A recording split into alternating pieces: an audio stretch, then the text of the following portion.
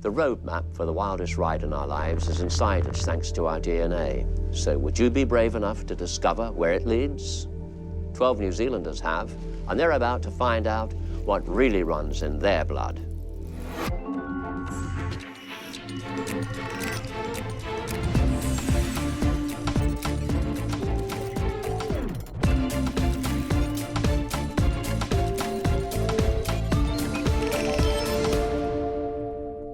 Now, modern science can sometimes reveal more than we'd like to know. DNA testing is about to throw cricket commentator Lee Hart and presenter Sonia Gray a curveball or two. So I'm not probably going to inherit this? It's unlikely. Okay. Yeah, I don't know why families have so many secrets. Lee Hart is known for casting his humorous eye over everything from cricket to sausages, but when it comes to his family, things get very serious. His DNA results will take him on a surprising journey, but first, here's his own take on his family's history. On my father's side, we came from Birmingham in England. I know very little on my mother's side. Her father, we know, came from Australia. There's been a rumour or legend that there could be Aborigine in the family somewhere, which would explain a few things. On our side, a few of us go on walkabout here and there. I think I'd like to find a family history which is very similar to the characters that are in it now. I'd like to think they're sort of down-to-earth people, the characters perhaps. I'm a father, we've got 2 children, a boy and a girl. I feel a bit more of as if I'm doing it on behalf of the whole family. My kids, my parents, my brother, because we're all getting the information, the same information. I just happen to be the courier, and just hope I don't stuff it up. Ah, hello, Lee. Welcome to the Inner Sanctum. Thank you. Great to be here. So, Lee, you were born on the west coast of New Zealand, and yet you have a South American connection. Yep, born in Greymouth on the west coast, which is a coal mining town. And my father was a coal miner. And around about the time I was born, he gave that up and got involved in tunnelling, you know, hydro schemes. Okay. So we left and went overseas. So we were living 13,000 feet in the Andes in Peru, so it was a very strong sort of formative memories for me before I came back to New Zealand. And it was only when I was about 10 that I started to even get a sense of my New Zealand roots. I have a world map here that's going to show you the countries where your DNA markers are. You ready to watch this? Sure, yeah. Well, Lee, no Aboriginal DNA here. You're as English and Irish as it gets. But your DNA also has 3.4% Scandinavian markers, which could mean a touch of Viking in your past. And, of course, the Vikings came out of Norway, across the Northern Isles, which fits in with the other results we see for you. And we found over 931 DNA matches, and you're about to meet a few of them. But don't go packing your battle axe yet. All is not as it seems. Well, that's all you need to know for now. Take that with you, and happy hunting. Thank you. Bye. Actually, a battle axe might be very handy for where Lee's going. But so long as he packs his luck of the Irish, he should be okay. Text from Richard. Never been there before. Exciting. Wonder who pays for the text, me or him?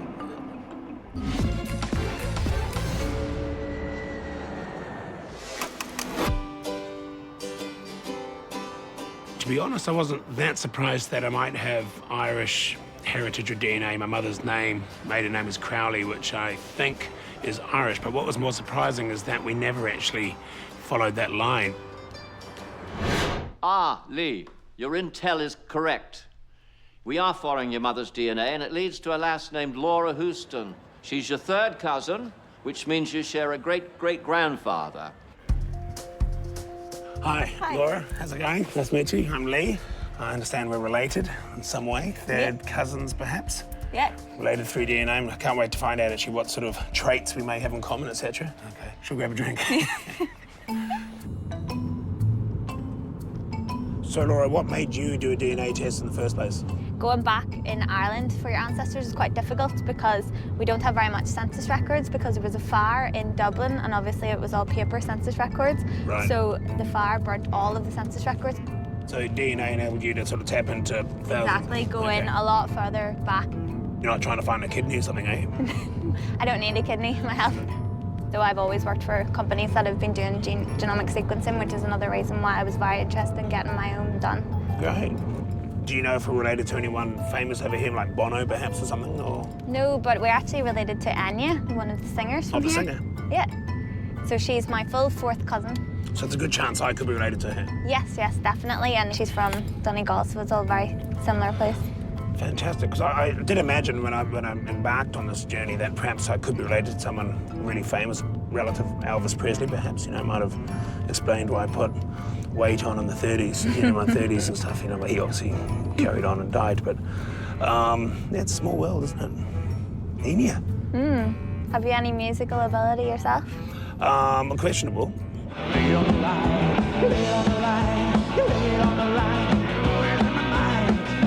I'm musical in the sense that I love music, and I used to play in bands with my brother, and that's all I did for a while was music. My father used to play drums, that's why I got into music.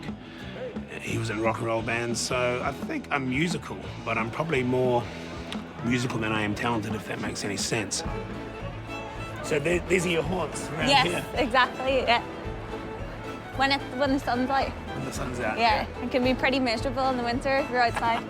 Plenty of live music? Yeah, I mean, there'll be live music in every pub here. I love it here, it's cool. Cheers. Cheers. Nice to meet you. So, how can DNA prove that two people are genetically related? Tests have been developed that map our DNA, and that means we can now screen for inherited disease and even decode our ancestry. By comparing one person's DNA to that of others, we can find out whether they share segments of DNA, and if they do, that means they share an ancestor. Coming up, Sonia meets a long-lost relative and discovers her link to greatness, while Lee's Irish eyes keep smiling. Technically, he is a relative, so at what point can I ask him if I can borrow some cash?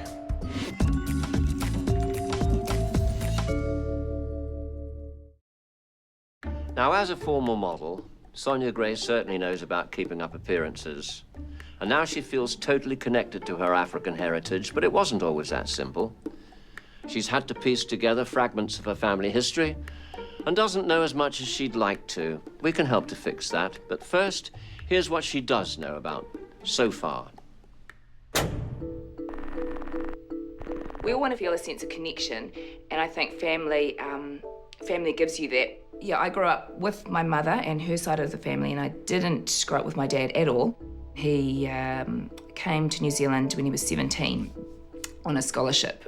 My sister and I have always been interested in one day being able to meet family on my dad's side. Sometimes in family histories, there's things you don't really want to remember. You know, I'm sure life wasn't very easy in rural Zimbabwe. But even if we could have anything to fill in, whether it's from hundreds of years ago or someone living or anything, that's more than what we've got now.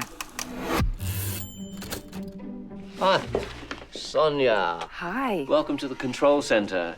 Thank you. Sit yourself down and let's hear all about you. Now, I know that you do this lotto wheel. I do the lotto draw, You do, and I have to say, investigating your DNA is a bit of a gamble. You never know where it's going to take us. So what do you think you know about your ancestry? On my mother's side, I know quite a bit because various people in the family have taken on the genealogical role, and yeah, it goes quite far back. Come on, be a bit more Okay, forthcoming. so there's some English, some Yes, Irish, yes. some Scottish, Okay. some Italian, I Oh, think. yeah, well, we might have something to support that evidence. Really? That's possible. Really? Yeah, we'll get there later on. What about your dad's side, then? Okay, so my dad is from Zimbabwe. That's about as much as I've got. You don't know much about that at all?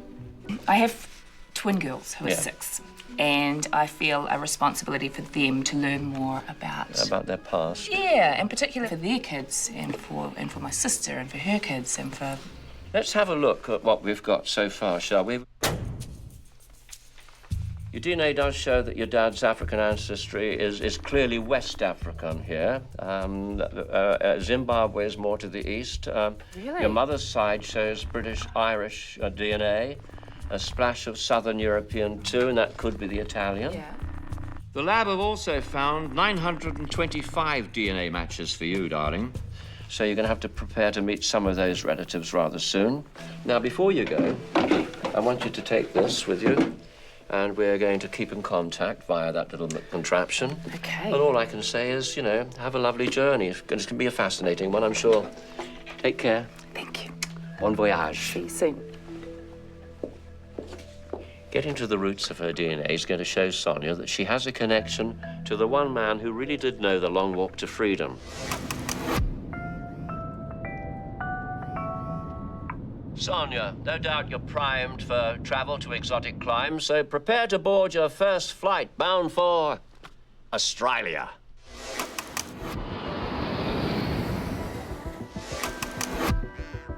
So I've been racking my brain and I have no idea why I'm here. On Mum's side, they've done a lot of work tracing the family tree and I have never heard of an Australian connection. And Dad is from Zimbabwe, but maybe part of his family is wound up here as well. I mean, either way, having family to visit in Melbourne is nothing to complain about. All good. Sonia, follow this map and you'll find Richard, your third cousin. Best of luck there. Okay, this is it. This is quite random. Hi. Hello. Come on in. Hi, I'm Sonia. Oh, hi, I'm Richard. This is actually really exciting. I didn't know I had any relatives in Australia at all. I didn't know I had many relatives in New Zealand. Well, there you go. This is crazy. Obviously, we've been linked. Yep. We're related, but who knows how? I do know how. You do? Yep. Oh, okay. Yeah. You relate to my father's side. How do you know that? Well, I have compared your DNA to mine. Oh my. The wonders of This is scientific technology. Yeah. You know, we're not, cousins or anything. We're probably about 5 generations away. Okay, so we could have shared the same great-grandparent? More likely, probably great-great-great-grandparent. Like my grandmother, she was adopted in 1894. We don't really know what happened before 1894. Right. And that's why I suspect you might come into the picture. Wow. It's not going to be on my dad's side. He's full African, and I don't think that's... No. So it's going to be on my mum's side. And what's great is that on both sides of my mum's family, people have done a lot of work. We've got this book, James and Catherine Leach, which were my great-grandparents from Bingley, Yorkshire. Ah, nice. Does that ring any bells to you? We certainly do have a lot of our relatives from the UK, and so there could certainly be a link. I'd love to read this one day to see... Yeah, I'm sure I can get you a see what the copy. link is. I think you should... We'll go through and we'll have a little Yes. look to see if we can make any connections, but you should think about coming to New Zealand at some point. I There would are some love people to. I would love to introduce you to who are just as passionate about this sort of stuff as you are. It's so good to meet Richard. Such a lovely, welcoming guy. This whole mystery of how we're connected will take a while to get sorted out, but I have so many relatives on Mum's side that are just as keen about tracing their past as he is. And in the meantime, I can share some pictures from the new family he's found. Oh, this is my message. This is where I'm going next. Sorry to interrupt. Now, I may have mentioned exotic climes earlier, and I wasn't joking. There's a plane leaving shortly for South Africa, and you need to be on it. Oh, my God. God. Oh, I'm so... I love South Africa. I have a very strong connection to it, and that is... Oh, I feel a bit tingly.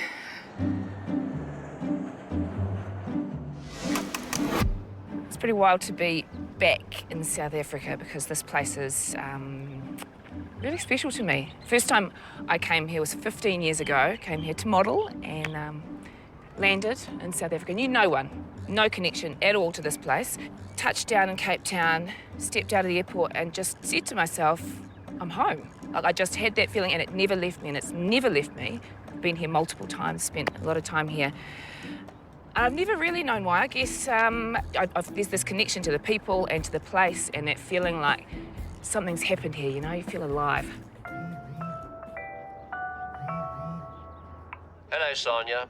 Now, I'm sure most South Africans feel that Nelson Mandela is part of their family, but you have markers from the very same haplogroup as Mr. Mandela, which means you share a distant relation. Oh, my God. I wasn't expecting that. That's cool. That's really cool. We've heard of the Vikings and the Celts, but there are other more ancient clans that we all belong to. These are called haplogroups. There are tiny fragments in our DNA we carry with us that help us to map out how our ancestors traveled the world from the moment they left Africa. Now, yours is one of the oldest. Through your father's DNA, you're in the same ancestral clan as the great man himself. So, this information has me on quite a high. I'm not going to be coming down from that for a while. This guy he meant so much to so many, and he epitomised the struggle, I guess, in this country. And he's my cousin. Kind of, sort of. I'll roll with that. It's nuts. It's awesome. Thank you, Sonia. Enough dreams of glory. Time to follow a trail a bit closer to home, genetically speaking. You're going to go north and head back 1,000 years in time. Happy trails. Next, Sonia discovers her 1,000-year-old connections with a tribe, while Lee checks out his family's old digs. So I'm not probably going to inherit this. It's unlikely.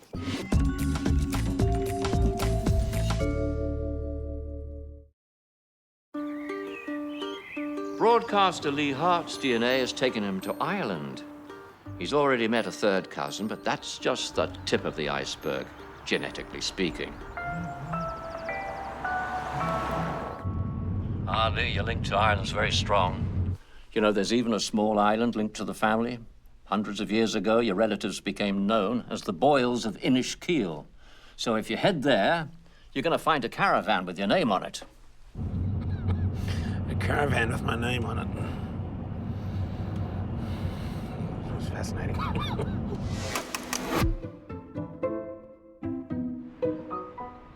Now, these days, the island of Inishkeel is abandoned, but the Boyle clan are alive and thriving on the mainland, where Lee will be meeting his fourth cousin, Patrick. A lot of questions for Patrick. I want to find out how he fit in, how it all came about, and of course, technically he is a relative. So at what point can I ask him if I can borrow some cash? Must be the island that Richard mentioned. It's a beautiful spot. Wow. Patrick Boyle, I presume. You're welcome. What do you think of this part of the world? Well, it's beautiful, peaceful. Oh, it's very quiet. And you've been living here all your life? All the life, yes. I understand there's probably plenty of Boyles living in this. Well, there's a lot of them, but then they're all kind of interconnected as well. And those you'll meet tomorrow, some of them are connected to us, some of them are not connected to us. So we're going to meet some more? Yep. Around 30, we think. So it's hard to believe that my DNA pretty much started, a lot of it, here in this caravan park hundreds of years ago. Well, it would have been a caravan park then, No, would it? No. but it would have been farmland. I mean, I've got so many questions I want to ask you over the next few days, but I'm home now. Well, So I suppose we should delighted. crack open the good stuff. Well, that's a bit early in the day now to be cracking open the good stuff. Well, I'm different time zone. I always thought these travel shows with people on TV were always quite self-indulgent, I suppose, but then I got asked to do one and I thought, what a great idea. Patrick and Lee's connections are through Lee's third great-grandfather, Hugh Boyle. But the Boyles go back much further than that. In fact, their ancestral fort may date back as far as 1700 BC. Perfectly parked. So now we must welcome you to the home of the Boyles. Oh, thanks. Oh, but...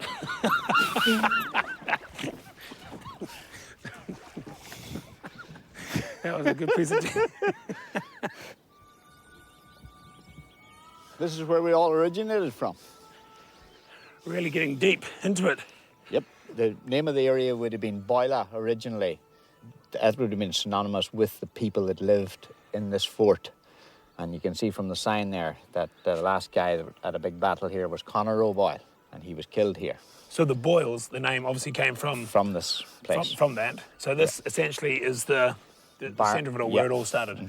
Incredible. And how old is this? 3,000 years. 3,000 years. That's certainly taking the family back a bit. So I'm not probably going to inherit this. It's unlikely. Okay. Wow. So you can imagine, in here they would have had all their families, they would have been living in here, there would have been probably thatched houses inside here. Very, very small, low houses. So it's an amazing view, and you can see how it would have been so protected from people with this water. Yeah.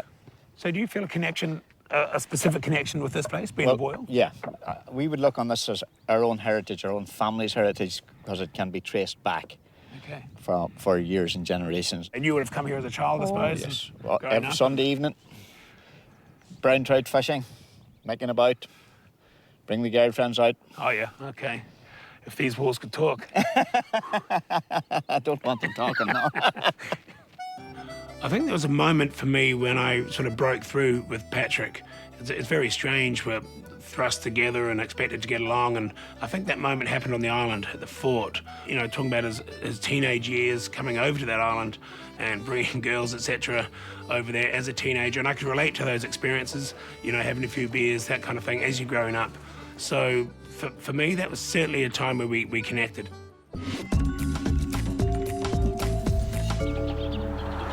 Actress and presenter Sonia Gray knows a lot about her mother's background, but she's learned virtually nothing of her father's, which is an African heritage.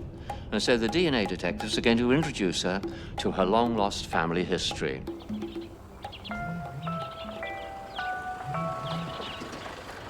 Now, Sonia, we know that your father was from the village of Rusape in Zimbabwe, and we are trying to get you into that region, but it's tough going. We're working on it. So in the meantime, we're sending you up to the border to spend some time with those people from his tribe, the Shona people.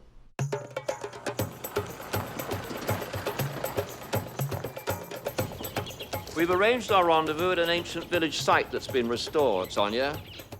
Now, they won't be arriving until dark, so local expert Robin is going to give you a little Shona village background. Where we are now is basically an old, ancient village. Based on the traditions of the Shona people. And if you have a look at the structure, these rocks, for example, they're all packed very closely and horizontally. So this definitely indicates that it's Shona. So this sort of hut would still be in existence today, or not so much? Very much so, yeah. If you go into the rural, like the really, really rural parts, you still find these huts. So your father's family would easily have lived in a community just like this. They still exist today, and they certainly did exist when your father was around. That makes sense to me, actually, because my father's spoken of the straw roofs on the hut that they lived in, and the fact that it would, in thunderstorms, it would blow off. Yeah. So this is probably what it looked like. They're very exposed to the elements. Fire is another danger as well, because these things do go up in flames.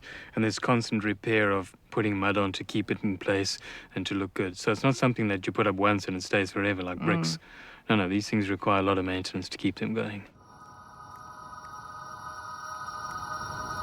It's one thing to hear these stories, not even stories, I guess, just little fragments growing up, but being here makes it all real. To see how my dad lived and to meet other Shona people and see their dances, I mean, far out, it's great.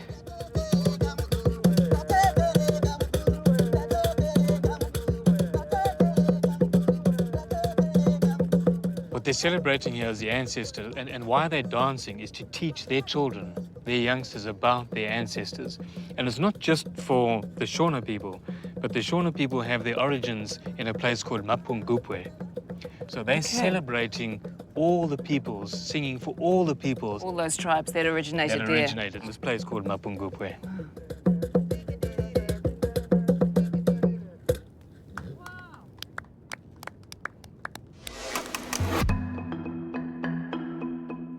Mapungubwe has been uninhabited for hundreds of years, but it was here in 1937 that the earliest settlements of the Shona people was discovered. They were obviously a thriving community, and discoveries such as glass beads have proved that they were a hub of trade as well for Southern African people. Through her father, Sonia has direct DNA connection to the people that once lived here, a site which is guarded by rangers like Johan today. Okay, so this is Mapungubwe. Oh my God. Mapungubwe. This is Yes. Mapungubwe. Yes, Mapungubwe. So I've recently found out I'm of Shona descent, and that connects me to this place, doesn't it? Yes. People who occupied this place, from here they went to Great Zimbabwe, where definitely is the Shona people. These were my ancestors. Definitely is your ancestors, because it's a Shona name, Mapungubwe. The Shona tribe have DNA indicating that they're originally from West Africa, and this means that they must have migrated from somewhere in that region to here about 1,000 years ago. It's right here that the earliest evidence of that Shona civilization's been found. So we're in South Africa, here, and just across that river is Zimbabwe. So close. And there's Botswana.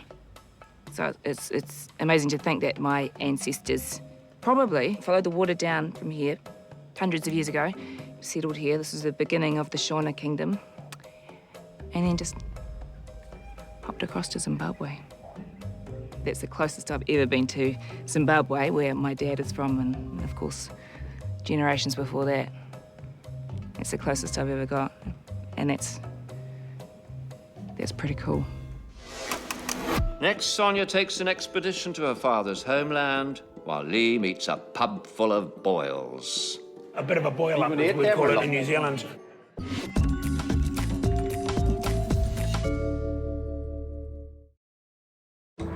From DNA testing, Lee Hart's discovered he has Irish connections, and through his fourth cousin, Patrick Boyle, he's discovered that those connections may date back as far as 1700 BC. And these strong family ties are going to take us to the island of Inishkeel. My third great-grandfather, Hugh Boyle, born in 1819, was born on this island. And this is the person who moved to Australia and consequently to New Zealand. Perhaps this is the church where he had communion or got baptized, who knows, but it's fairly run down now. The guy that would have been related to you that was buried here is just there at the edge, and he was a bishop. So he's unmarked. Is there any reason it's unmarked? No, it's just gone now. So that's interesting. So I've got a relative who was buried here. Yep. So another Boyle name there, Ellen Yep. Boyle. We're not sure how she fits in, but surely part of the same family. This symbol here is that pagan? Yeah. So we were pagans. Well, I don't think so. You must remember back at that stage, the pagan feasts were all linked into Christian ones. And let's not confuse pagan with bogan. Bogan's a different thing than a Different than a thing pagan. altogether, yeah. Lee, time to meet some livelier relatives. If you head up to the cafe, you're going to find some hungry and thirsty Boyles waiting for you. You're going to shout them around or two, I believe. So we've got a few Boyles here now. And a bit of a boil up, as we call it in New Zealand. It's great. You look at the old faces and you think, oh, yeah, there's a connection there because they're old. But when you see a young child, you suddenly realise that the DNA that's in my children, as well as me, is also in these people. This story is going to carry on for many generations, and kids remind you of that. That's what it's all about. So now that we're all here, who's got a couple of grand I can borrow? Yeah, well, good luck with the fundraising, Lee, for the renovations. You're going to need a good chunk of change to fix up the old family home. Now, Hugh and Mary Boyle's traditional cottage from the early 1800s is still standing, though. Just.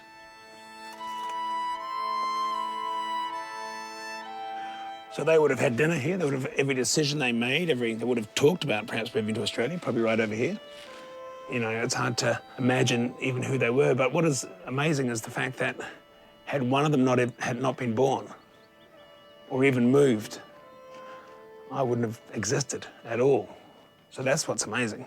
So that's the only thing that really matters, is the fact that a good deal of my DNA began here, or was here. Bit of work, I'll probably fix it up and move back here. Maybe put some aluminium joinery in the windows there and cover steel roof. Yeah. It started to sink in a little bit that I certainly do have a DNA connection to this place. And in many ways, it's a small town that is not that dissimilar to a small town where I was born, Rananga on the west coast. I can see why people that left Ireland many years ago would have felt comfortable in New Zealand in certain parts. peaceful. The people are simple in the best way. It's a simple life. Launcher. Roger war.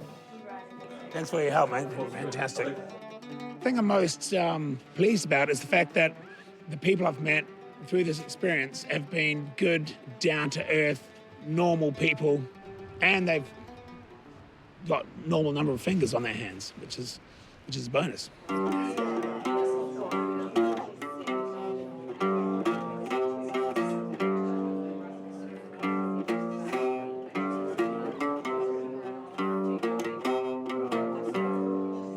Like an old Irish song I used to play back in the...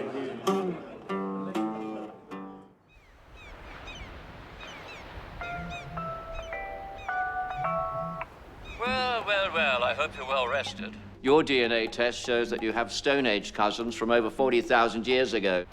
More on that once you land in Croatia.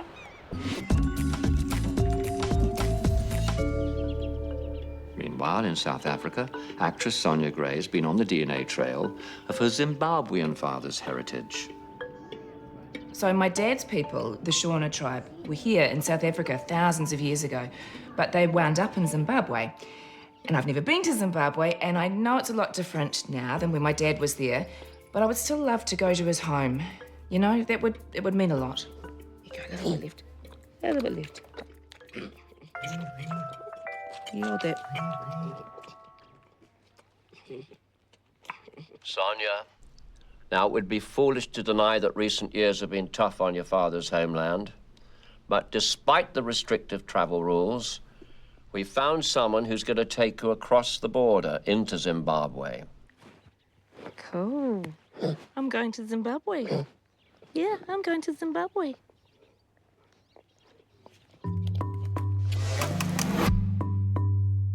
Now, as we all know, Zimbabwe isn't an easy place to visit these days because, under the controversial rule of Robert Mugabe, those who oppose the government have been beaten, vanished, or killed. The economy's collapsed, and many have fled to South Africa to provide for their families. Agnes is one of many Zimbabweans now living in South Africa, and she's agreed to take Sonia over the river to their shared homeland. You're Shona? Yeah, I'm Shona, yes. So my dad is Shona, of Shona descent. Can you tell me some short, basic, very basic, Shona words like hello? Hello, Makadi.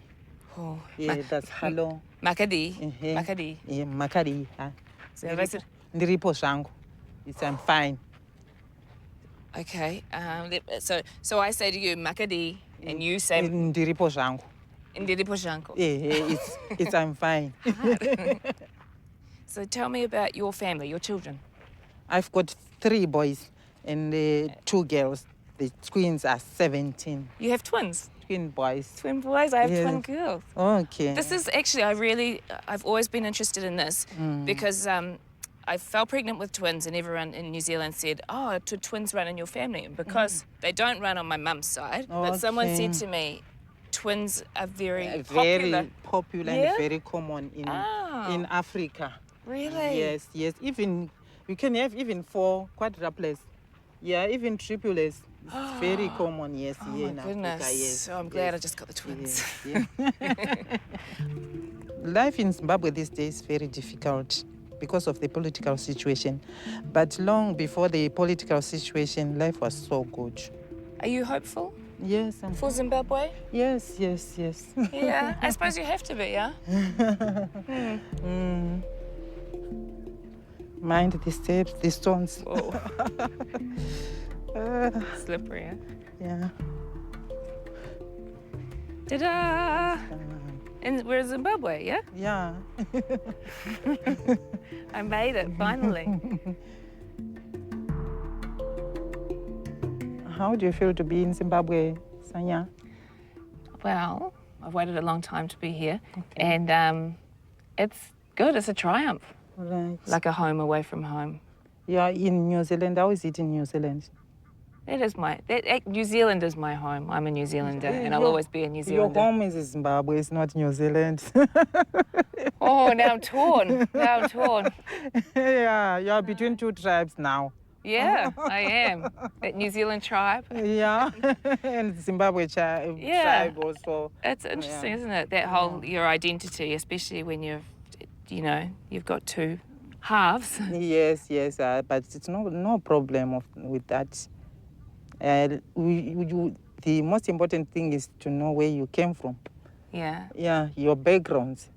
You know, it's interesting. A friend of mine before I came here sent me a Maori whakatauki, I think it's called, like a proverb. All right. Your past is your future, and your future is your past. Yes, yes, yes, And exactly. I feel like that here, and it feels like that's important to your people. Yes, Yeah. it's very important. I feel like the big piece of the puzzle of who I am has been filled in. It's quite a peaceful feeling. Yeah, just to have a story. You know, when someone says, where are you from? I used to say Wellington. Now I will proudly say that I am half Zimbabwean of Shona descent. And if anyone's interested, I can tell them the history. Coming up, Sonia finally gets a glimpse into her father's living history, while Lee travels to the home of his Stone Age ancestors. So they obviously found a lot of bones here. Yes. And how old are they? 120,000 years.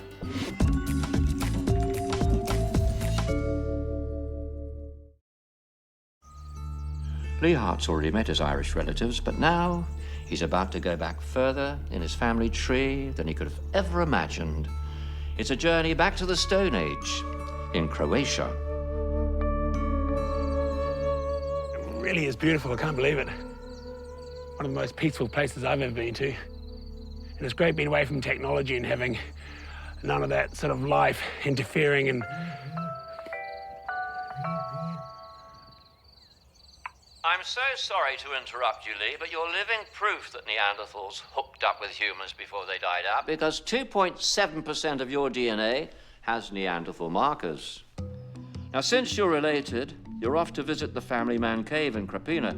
Now, it's not as tidy as the Boyles' old place, but then again, it is 40,000 years old. Local guide Tanya will meet you for this very unique open home. So we are actually on the Neanderthal site here in Krapina. It's the largest Neanderthal site in Europe and one of the oldest here. Okay, so they obviously found a lot of bones here. Yes. And how old are they? 120,000 years back. Okay. Yeah. And they're probably more advanced than we first thought. Yes, some findings say that they could even talk. It Right. wasn't really like we do today, but they did have a certain way of The language, communication. yeah. Which is amazing, because obviously humans and Neanderthals were living alongside each other. They were living in some kind of a tribe. They had rituals together, burying and things like that. So, Which explains a bit, because I apparently have 2.7% DNA of Neanderthal in me. I'm not sure if that's a lot or not, but it suggests that perhaps at one stage there was a combined family vacation with the Neanderthals. And okay, it's amazing to think that right here where we're standing, there would have been families, you know, living, sleeping, eating right here. yes. It was a great experience being at that cave for a number of reasons, mainly because it was such a beautiful spot.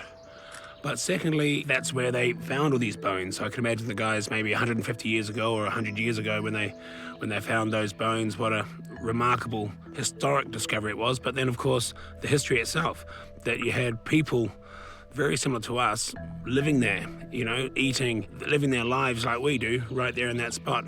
And that was actually quite mind-blowing. Because I've been tracing my DNA around the world. I've been to Ireland, and I was wondering if I was going to feel a connection with any particular place. And it's amazing I've come back this far, and this is the first place I've started to feel an eerie feeling about the fact that ancestors were here before me.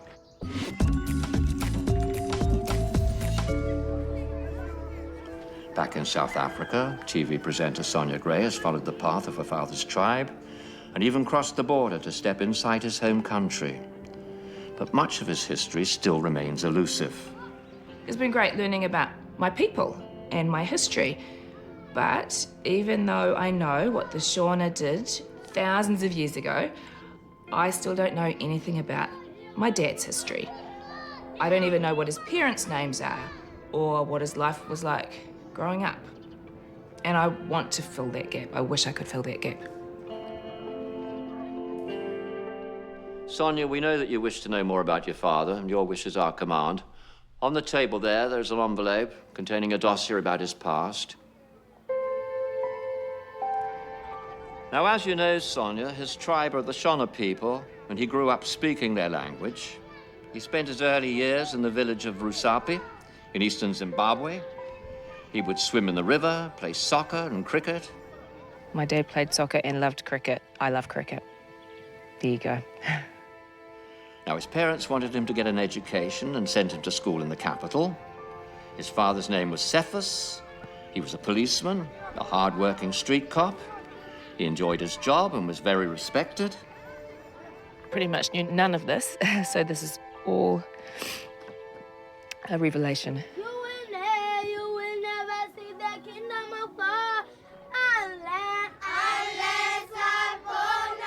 His mother's name was Christina. She was very religious and encouraged John to attend Sunday school and become an altar boy. I'm really happy that it sounds like my dad and his family had a happy life, because I always had the belief that it wasn't good because he didn't talk about it. So it makes me really sad that I didn't know any of this until now, to be honest, because it's all positive things. There's nothing negative here. And I think it would have been,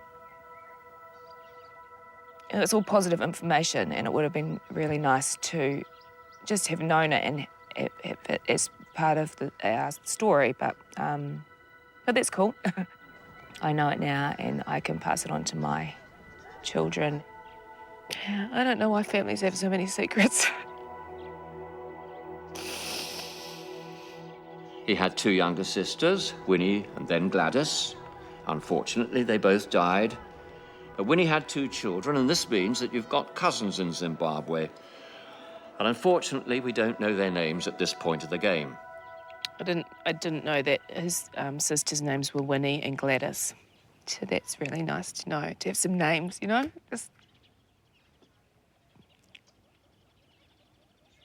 Yeah, this is really important to me.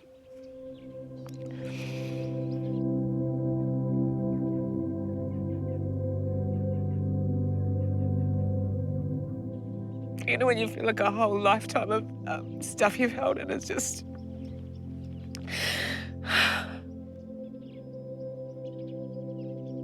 This is all good, though. This is all really good. It's very positive. It's just, it's just quite a lot to take in. Even though it doesn't seem like it's a lot to take in.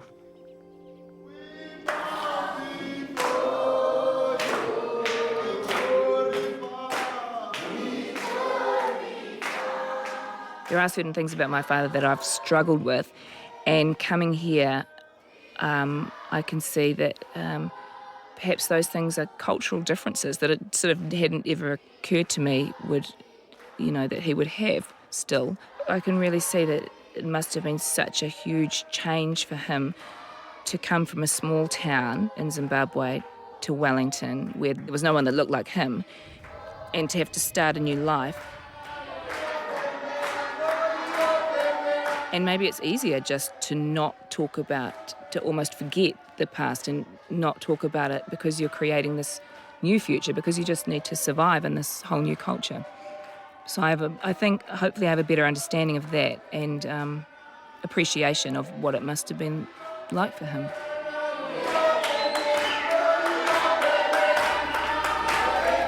Learning about our DNA can certainly give us a fuller picture of who we are and help us appreciate the way our diverse heritage mixes to make us all unique. Now, we all have a cocktail coursing through our veins, and it's just a matter of understanding the recipe. And the DNA detectives have shown just how complex, exotic, and nuanced our wonderful 12 New Zealanders were. That's the end of this series. Thank you for joining us. We hope that you'll join us next year.